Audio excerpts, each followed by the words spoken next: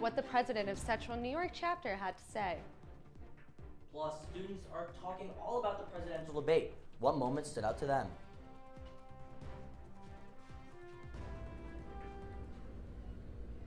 And live music comes to Westcott for the first time. News Live at 6 starts right now.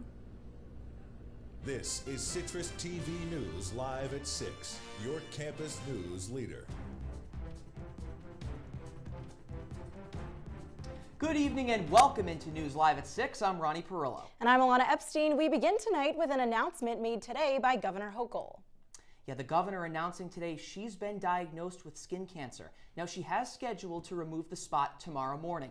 She said her doctor found basal cell carcinoma on her nose during a routine checkup a few weeks back. Now, this type of cancer is very common and highly curable.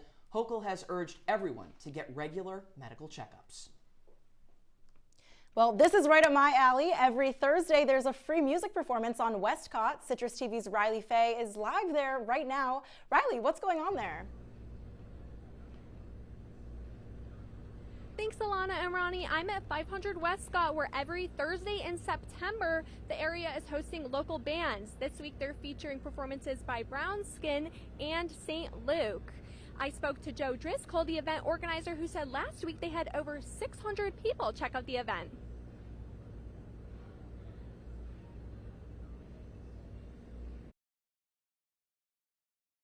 We want to build a bridge between the community, the neighborhood, and the university. You know that students are back, so this is kind of an open invite.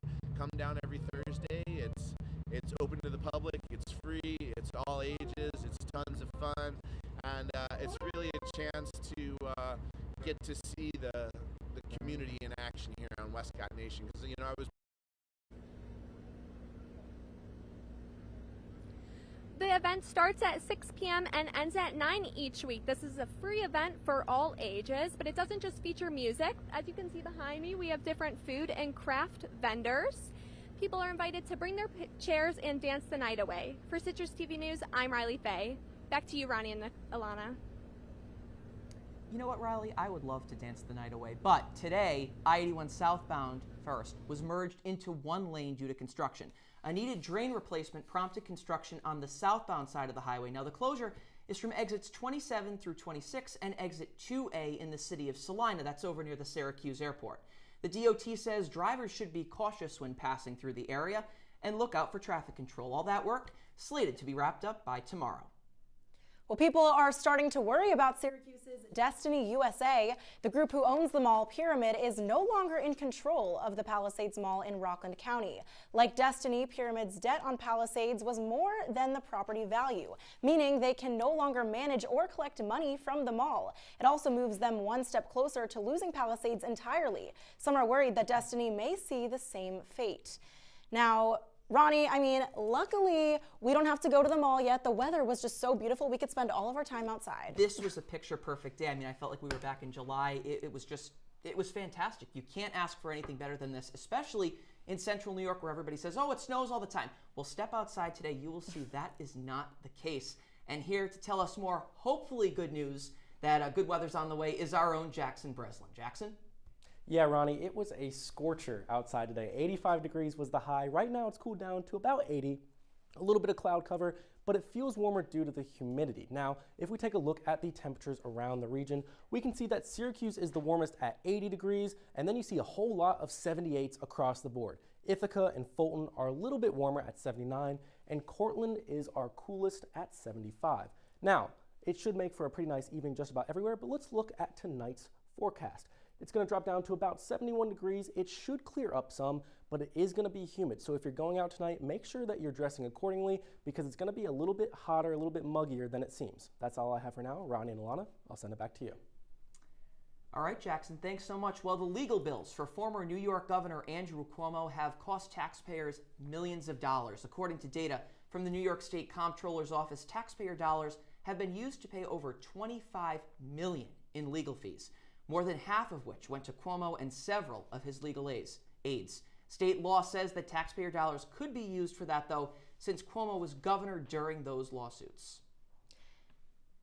New York State county officials are calling for Governor Hochul to sign legislation that would benefit EMS agencies. The plan includes reimbursing ambulance networks and emergency medical services for treating patients at the scene of the incident and when patients are taken to non-emergency room care facilities for treatment. Right now, EMS agencies are only reimbursed when taking a patient to a hospital emergency room. The new plan would help the agencies get back to work immediately, rather than waiting for a hospital to admit their patient.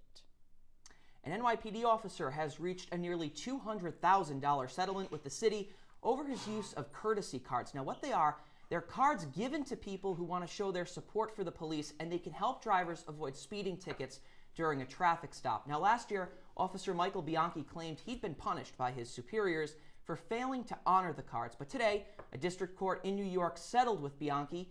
Bianchi says he's worried the system rewards bad behavior on the road. He says he has no plans to honor those cards going forward. Tourism numbers in the Empire State shattered records last year. Governor Kathy Hochul says New York State welcomed over 300 million visitors in 2023, which she says led to $88 billion in direct spending and $137 billion in overall economic impact across the state. Officials are hopeful for the numbers this year as well, as fall foliage in New York often draws visitors from all around the world to all corners of the state. Well, Make-A-Wish Central New York is bringing back a campaign for its 12th year. CitrusTV's Chloe Breeze is in studio now. And Chloe, what can you tell us about this campaign? Thanks, Ronnie. Make-A-Wish Central New York is partnering with a well-known business that may be familiar to many students here on campus. And donating could help make a difference in a child's life. Make-A-Wish has partnered with Dunkin' Donuts in its annual donut campaign. Anyone who donates $1 at Dunkin' will receive a special Make-A-Wish donut with 100% of that dollar going towards granting a wish for a child in Central New York. I sat down with Diane Kupperman, President and CEO of Make-A-Wish Central New York, who told me how Dunkin' has been able to help. So 100% of the funds from the donut campaign come back to Make-A-Wish here in Central New York, and our #1 priority is to ensure that wishes are granted. Currently, we have 125 kids in the pipeline who are waiting for their wishes to come true. So not only do they help with raising the much needed funds, but they get the story out there. Over the past 12 years, the Dunkin' campaign has raised $825,000 towards making these wishes come true, granting wishes from going to Disney World to seeing a Buffalo Bills game.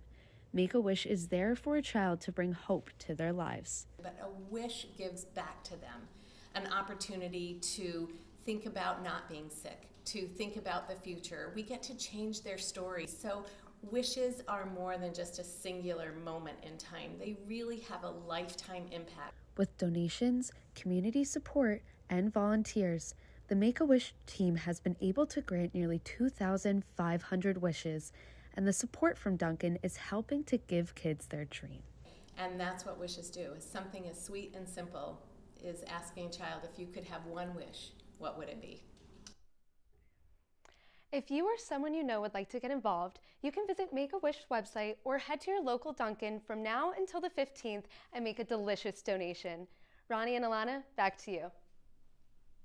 Chloe, thanks so much. Coming up next, students react to the presidential debate, who they believe did better on the big stage. Plus, a change in the Real ID timeline, how it could impact your travel. That's on the other side of News Live at 6. Come on, it's not that hard. My big man fingers are having a problem with these little tiny buttons. Whoa, watch it there. Your blood pressure's gonna go through the roof. Tell me about it. I'm trying to learn how to get it down. Instead, it keeps going up. High blood pressure can increase the risk for heart attack or stroke. Learn how to keep yours at a healthy range. Ever hear a voice command? Just say text barbershop to 97779. That's not what I said. Just give me that. Now my blood pressure's up.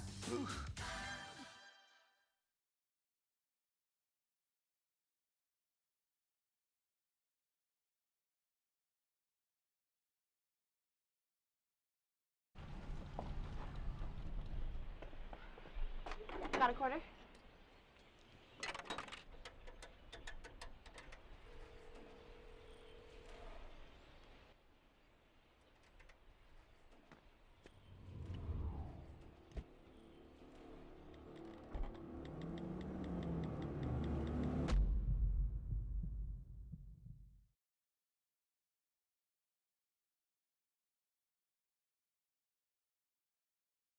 I see you mobbing over her. Let's go.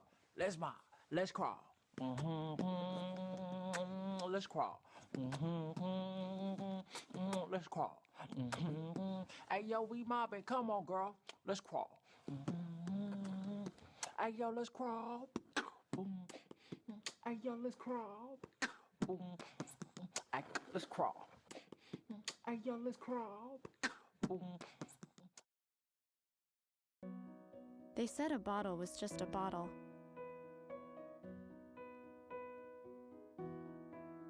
That no one would ever notice me.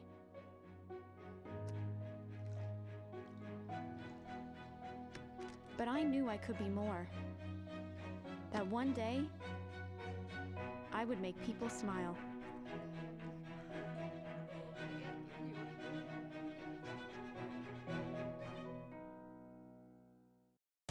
If you see news happening on campus, in Syracuse, or across the nation, call the CitrusTV newsroom, 315-443-1177, or tweet at CitrusTV News, your campus news leader.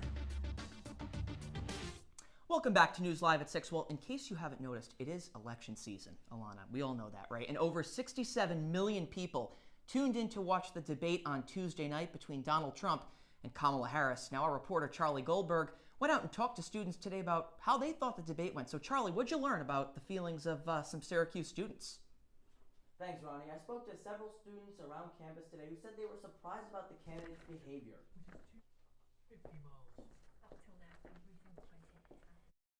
To go, I'm sure. Did any of them change going out of it?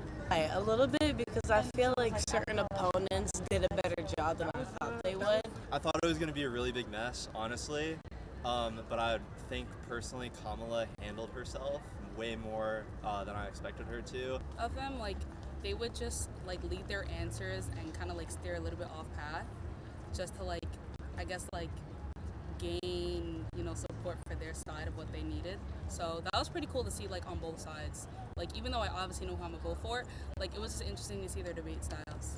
Were there any crazy things that stood out to you, talking point wise, during the debate? Well, I mean, it's very easy to say, like, the mention about Springfield and the Haitian immigrants eating cats and dogs. The mention about Springfield and the Haitian immigrants eating cats and dogs. We're eating cats. We're eating dogs. When Trump said immigrants eat dogs, that was wild. Haitians in Springfield are how eating dogs and cats. Yeah. I heard about that, and me and my roommates were flabbergasted when we saw that. The Biden administration is proposing a delay to enforce new regulations regarding Americans to get new ID cards. The proposal will attempt to... Well, we're going to hand it back to Ilana and Ronnie right there. Charlie, thanks so much. Very interesting to see how those students are reacting to that debate. The Biden administration is proposing a delay to enforce new regulations requiring Americans to get new ID cards. The proposal will attempt to extend the time citizens have to get a real ID to May of 2027, 2 years after the original pushback of May next year. The Department of Homeland Security estimates that approximately 56% of all state IDs are already compliant. TSA says agencies could issue warning notices or impose progressive consequences instead of fully enforcing the ID requirement starting next May. Gas prices are expected to fall under $3 for the first time in over 3 years as soon as next month. Currently, the national average for gas stands at $3.25 a gallon. The Motorist Association says this is 19 cents less than last month and 58 cents less from a year ago. Yeah, Lana, and over the next month, even more of a decrease is anticipated. Now, these lower prices may not only help consumers, but also score some political points, helping Vice President Kamala Harris and the Democratic Party as a rebuttal to the Republican criticism on gas prices. Those numbers have skyrocketed since President Biden and Kamala Harris took office in 2021. A tech billionaire has completed the first ever private spacewalk. Jared Isaacman is the first non-astronaut to complete a spacewalk. It lasted less than 2 hours, shorter than NASA spacewalks, which usually takes 7 to 8 hours. We should do a spacewalk. We never do anything fun around here. Isaacman was joined by 3 others, 2 of which stayed back to monitor, and one SpaceX engineer who did a walk of her own. The tech entrepreneur teamed up with SpaceX to test their new spacesuits. This trip is the first of 3 in a program Isaacman has named Polaris. Coming up on News Live at 6, I will have an update on Tropical Depression Francine and your full 5-day forecast. Stick with us.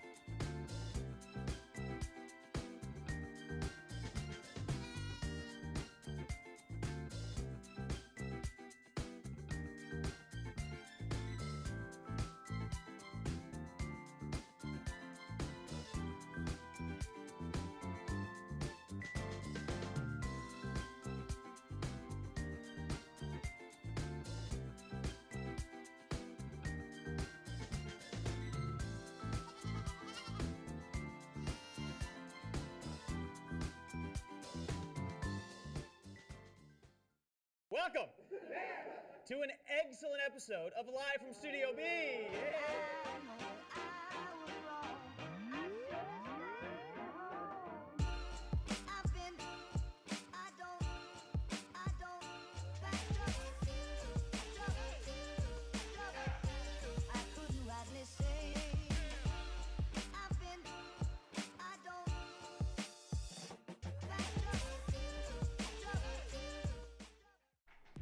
From the Citrus TV Weather Center, this is SU's most accurate weather forecast. Welcome back to News Live at 6. We're going to start off with an update on Tropical Depression Francine, and that's exactly what it is, a tropical depression. It hit ground as a Category 2 hurricane, but as it's come inland, it has dropped down to a tropical depression, which is the lowest type of storm. It is currently in the Mississippi area. It's going to hit southern Alabama and parts of the Florida Panhandle as we move later into tonight. But obviously it hit hardest the New Orleans area, which received intense flooding when it first came in. And as it continues inland, it is going to lose some strength. So hopefully those in the affected areas will be able to go back to their homes and begin recovery. Now, taking a look at your 5-day forecast, you can see that we are in for sun, sun, and more sun. 84 degrees is the high tomorrow, 85 Saturday, and 86 Sunday with lows of 60, 62, and 61 respectively. As we move into Monday, you can see that temperatures are going to drop a little bit. It's going to be 84 degrees on Monday, and then even cooler on Tuesday with a high of 83 and a low of 82 with a little bit more cloud cover. But all this warm weather has got me thinking, listen, I know that summer doesn't end until September 22nd, but it feels like July here in central New York. So to commemorate that, I have our lovely anchors, Ronnie and Ilana, catching some waves. Ronnie, I don't know how much surfing you get up to in Rhode Island, but maybe you should start. But I want to talk about September 12th, the past couple of years. The high today was 85 degrees, but if we take a look in the past, you can see that last year it was 82 degrees, the year before 79, and in 2021 it was 78 degrees. So the trend is getting a little bit warmer every year. Hopefully next year we won't have that, so we'll have those nice cooler fall temperatures a little bit earlier because there's nothing better than fall in CNY. That's all I have for now. Ilana, I'll send it back to you. Well, Jackson, just like those weather temperatures, food prices have actually been on the rise across the nation as well since before the COVID-19 pandemic. Our Mike Lamort has more on how the surge in prices is affecting the Syracuse community.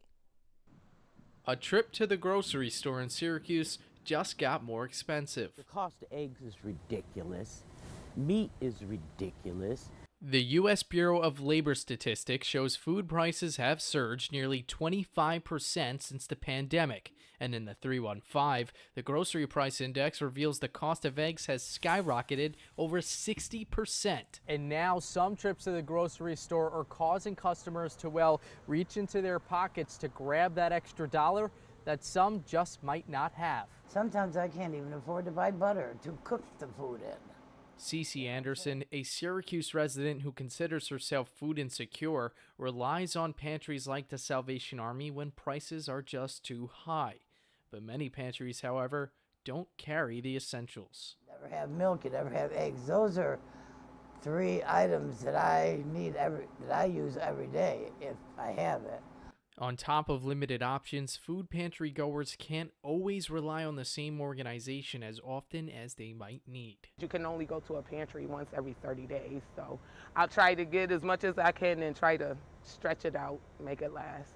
And with there being no current solution to these rising prices, it's just a blame game. It's price gouging. And the stores need to be ashamed of themselves. In Syracuse, Mike Lamort, Citrus TV News.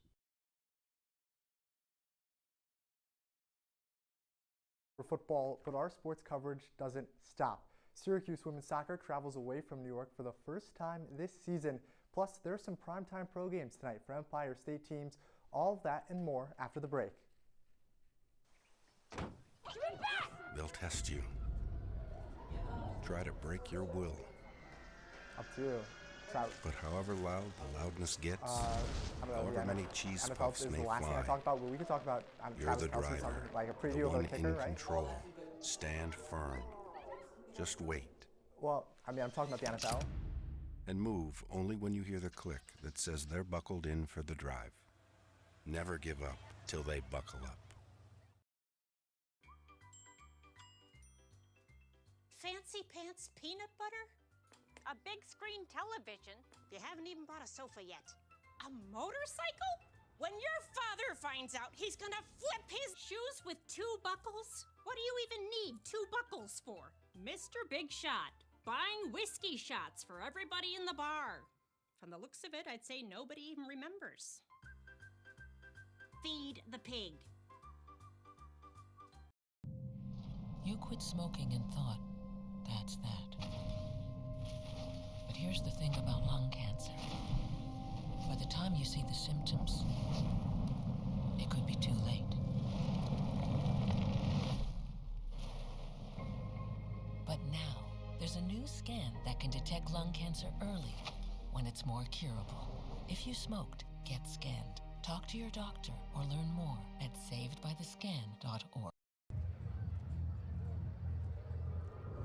Looking for these? You drive buzzed. It could be one very expensive ride. First, you gotta make bail.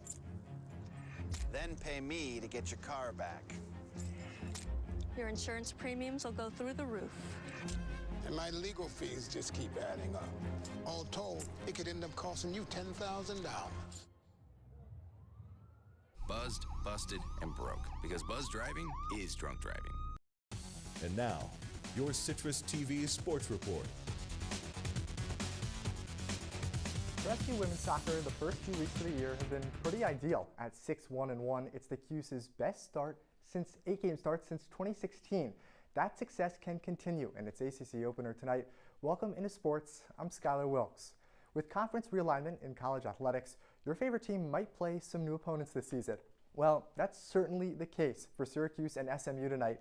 The Orange and Mustangs meet for the first time ever down in Dallas. But like I mentioned earlier, Nikki Adams' squad is off to a great start.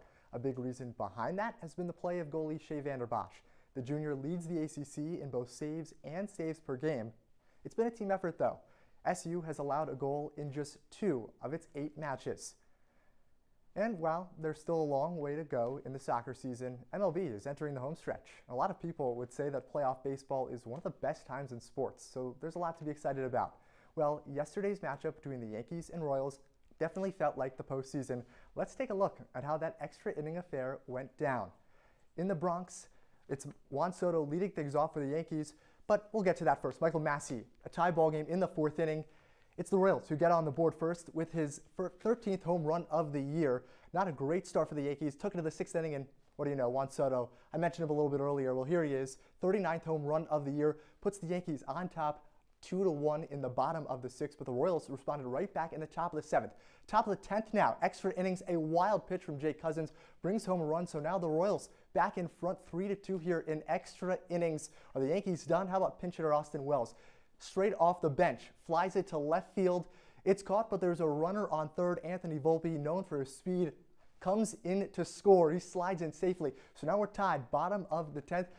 To the 11th we go. Chance to walk it off. Jazz Chisholm grounds it to short. Bobby Witt throws it home, and it's offline. Jazz Chisholm, one of the newest Yankees, with a walk-off, and New York wins 4-3 to extend their lead in the AL East. But unfortunately for Aaron Boone and company, they don't have much time to breathe. The Yankees welcome the Red Sox to town in one of sports' best rivalries. With under 3 weeks left in the season, New York has a 1.5-game lead in the AL East. On the other side, Boston is 4 games back of the final wildcard spot. So, if the Sox want a chance at a 10th title, they have to turn it on. Speaking of which, Yankees star Aaron Judge has gone 15 games without a home run. The reigning MVP has never gone that long without a homer in his career. And, of course, you can't forget, the NFL is back. Week 2 begins with the Bills and Dolphins in Miami tonight. It's an early season AFC East clash, and for Buffalo, that's a good thing. The Bills have won 13 of the past 15 meetings, which includes each of the last 4.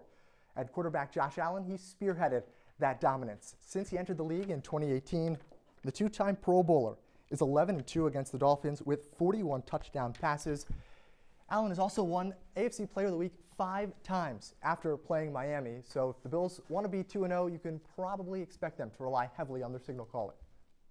Skyler, thanks so much. Well, let's talk about Syracuse football. Yeah. They have a bye week this week. How is that going to affect them? Well, I think it's a little early, right? You like to be a little more into the season, but you're well rested. 2 big wins, a ranked win last week, and for Fran Brown, you got to be feeling really good. A ranked win last week.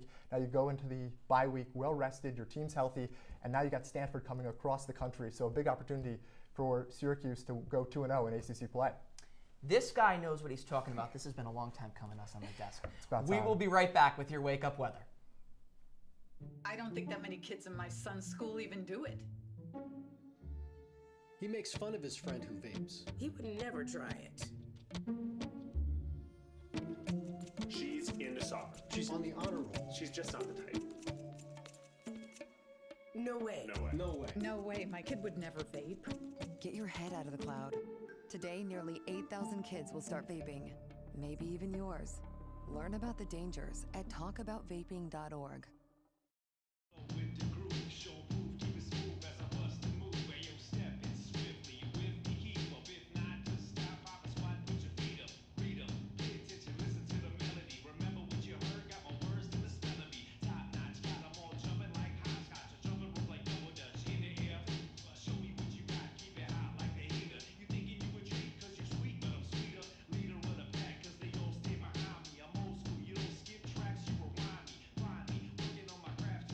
Well, Thomas, you've got prediabetes.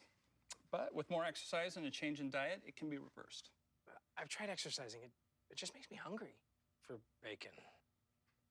I love bacon, too. And who really likes to exercise? Not me. Me neither. Nobody.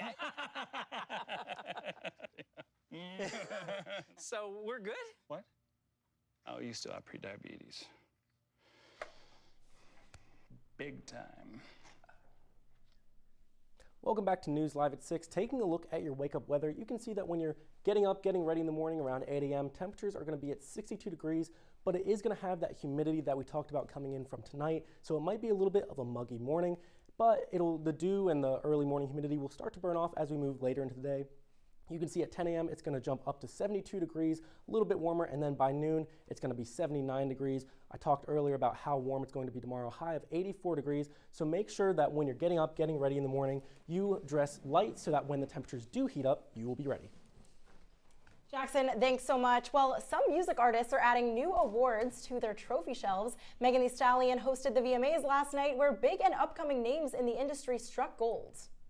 Starting off with Taylor Swift, who has a house in Rhode Island. That's the main headline. But she took home the biggest award of the night, Video of the Year, for her Fortnite video with Post Malone. Swift also won Artist of the Year in 5 other categories. Sabrina Carpenter won Song of the Year for her hit Espresso. And Chappell Roan, that's how you pronounce it, right? Chappell Roan? Yep. All right, she's the expert here. She was named Best New Artist. Katy Perry also performed an 8-song medley after winning the Video Vanguard Award, VMA's version of a Lifetime Achievement Award. Now, personally, that was my favorite moment of the whole show. She absolutely killed it.